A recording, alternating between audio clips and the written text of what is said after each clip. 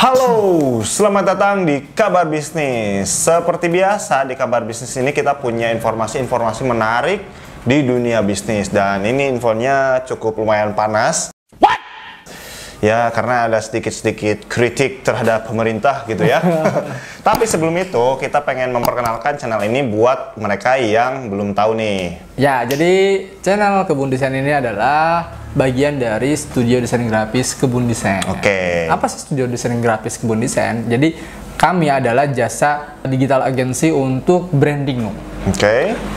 Desain logo, desain kemasan, desain sosial media, kita bisa lakukan semua itu. Nah itu ya, jadi buat yang pengen pesen desain kayak logo, desain kemasan, desain ya pokoknya buat bisnis ataupun buat keperluan pribadi itu bisa ya. Langsung aja order di nomor WhatsApp yang ada di deskripsi kayak gitu. Oke, ini infonya menarik nih. Ada apa nih, Dek? Infonya ini datang dari IDX Channel. Oke, IDX Channel. Headline-nya, Menkop Teten resah, RI kebanjiran barang Cina yang bikin UMKM gulung tikar. Oke. Tahan dulu, mending kita baca dulu semua ya. Oke. Sampai beres, baru kita berkomentar. Siap! Oke. Oke, jadi seperti ini, Menteri Koperasi dan UMKM, Teten Mas Duki resah katanya dengan banjirnya produk-produk impor asal Cina yang mulai menghabisi produk lokal. Bang, gimana sih ini ya? Menteri Koperasi dan UMKM Teten Mas Duki resah dengan banjirnya produk asal Cina yang mulai menghabisi produk lokal. Sebanyak 50% lebih produk yang dijual di platform online atau e-commerce berasal dari negeri tirai bambu tersebut. Why? Banjirnya produk asal Cina bisa membuat pelaku usaha di dalam negeri gulung tikar. Ya jelas lah. Kalah saing ya kita. Ya, kalah saing kita. Seperti halnya di e-commerce, produk lokal kita kalah saing dengan produk luar. Ujar Teten dalam Seminar Nasional Informatika dan aplikasinya yang kelima. Dia pun mengungkapkan bagaimana Cina berhasil memenangkan preferensi konsumen di pasar digital. Cina bisa mendominasi, karena mereka mendapatkan informasi melalui market intelligence terkait selera pasar Indonesia. Nani? Serem ya. Aduh, data, informasi. Lanjut lagi, jadi e-commerce cross border katanya. Jadi ada e-commerce cross border, mereka melakukan market intelligence untuk menangkap selera konsumen di setiap negara. Adanya informasi mengenai selera pasar domestik tersebut mendorong para pelaku usaha bisa yakin dan percaya diri untuk memproduksi barang dengan jumlah banyak gitu. Harganya pun lebih murah. Nah, ini kalahnya kita itu adalah dibanding negara luar, harga negara luar itu lebih murah, seperti itu.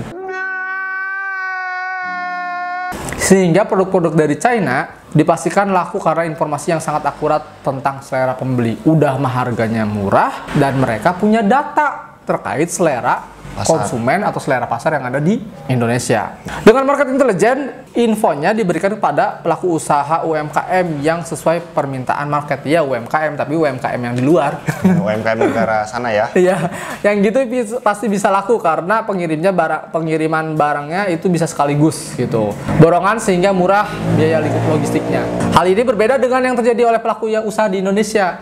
Mereka seringkali terhambat biaya logistik yang tinggi karena mengirimkan barang dalam jumlah kecil. Nah, problem kita itu UMKM kita masih mengirimkan barang keluar retail ekspor itu selalu besar di ongkos nih. Itu satuan unit kecil, sementara dari luar Cina mereka datang kontainer sangat banyak, biaya logistik jadi murah. Logis sih, udah mereka punya barangnya banyak dan otomatis biaya logistiknya pun jadi murah. Atau mungkin mereka bisa patungan dengan UMKM lain yang ada di Cina itu. Bisa seperti itu. Nah, ini ada hal yang menarik tanggapan dari Instagramnya Mardikuwp. Ya, atau biasanya disebutnya Bosman. Nah, yang suka ngeritik pemerintah ini. Nah, nih lihat nih, captionnya seperti ini. Ini mana pejabat, mana pengelola negara, mana yang harusnya resah. Siapa yang bisa menyelesaikan masalah yang merugikan UMKM? Kok gua bingung ya, pantes asing berjaya. Ada yang buka keran, ada yang pura-pura resah. Bangsat kau. Ya, jadi kalau dilihat dari artikel yang awal gitu ya, Menteri kita, Pak Teten, itu resah seharusnya yang resah itu bukan beliau, tapi kita. Para pelaku usaha. Iya. Gitu ya. Iya. Ataupun rakyat yang harusnya resah gitu. Loh, kok lu yang resah? Ini kita nih yang kena dampak gitu.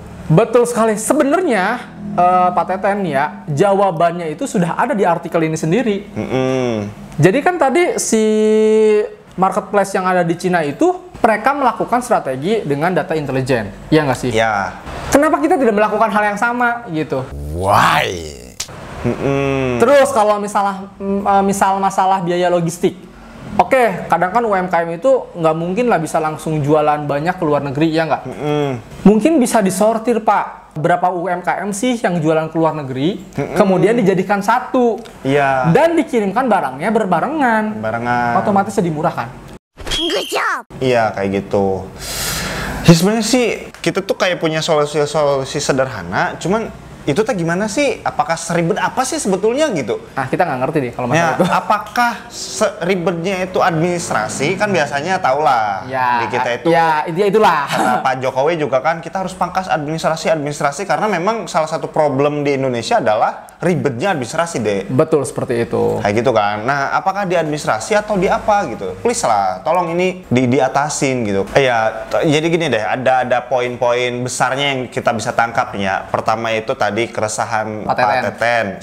Seharusnya yang resah itu adalah kita, UMKM. Kemudian yang di e-commerce nih, ataupun di kayak di Tokopedia, di Shopee, di Lazada kayak gitu ya. Nah, terutama yang dari luar kayak Lazada atau kayak Shopee. Kayak gitu ya. Intelijen mereka itu ataupun apa ya, AI lah ya.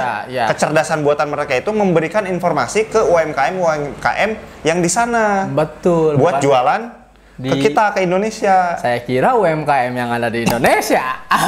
UMKM yang ada di sana gitu. Ya, kalau merujuk ke artikel tersebut ya, kita tafsirkan seperti itu.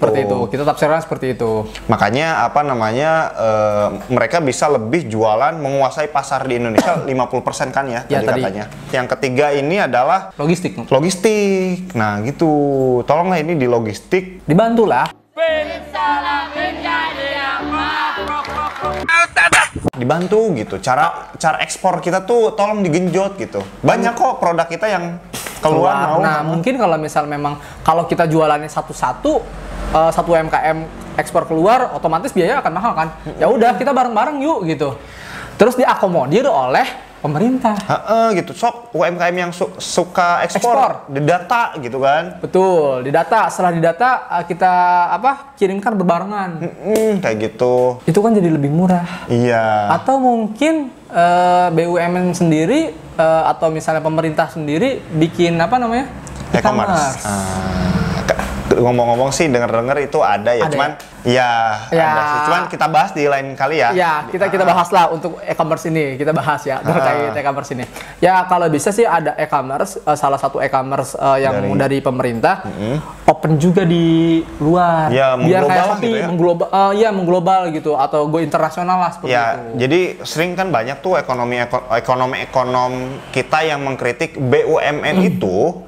Harusnya BUMN kan tahu nih ya teman-teman semuanya ya, itu jualannya itu bukan ke rakyat Indonesia harusnya, tapi keluar. Biar gitu. Mendapatkan sumber dana yang lebih gitu.